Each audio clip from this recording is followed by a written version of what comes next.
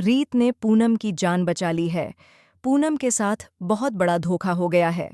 बुआ जी ने अपने स्वार्थ के चलते पूनम को एक बाबा जी के हवाले कर दिया, लेकिन वह बाबा एक फ्रॉड निकला।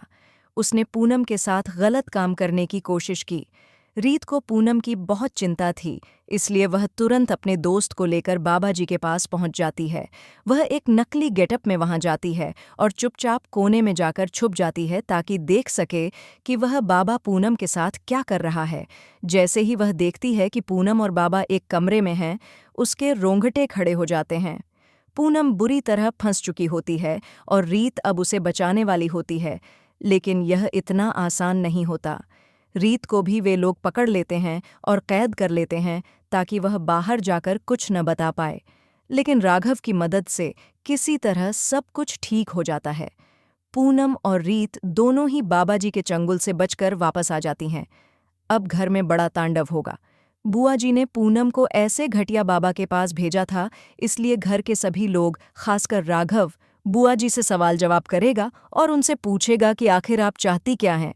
अगर आपकी बहू माँ नहीं बन पा रही है तो एक बार वीरू भैया का भी चेकअप करवा के देख लें। इसी बात पर बड़ा बवाल होने वाला है। उन्नति की हरकतें दिन ब दिन हदें पार कर रही हैं, जिससे रीत का जीवन बर्बाद होता जा रहा है। अगर रीत का जीवन बर्बाद हुआ तो राघव और रीत के रिश्ते में दरारें आ जाएंगी, क्योंकि उन्नति की एक्टिंग अब नेक्स्ट लेवल पर पहुंच चुकी है। लेकिन अब चिंता की बात नहीं है, क्योंकि नीता चावला के हाथ कुछ ऐसी रिपोर्ट्स लगी हैं जिन्हें देखकर वह समझ जाती हैं कि उन्नति कभी प्रेग्नेंट थी ही नहीं।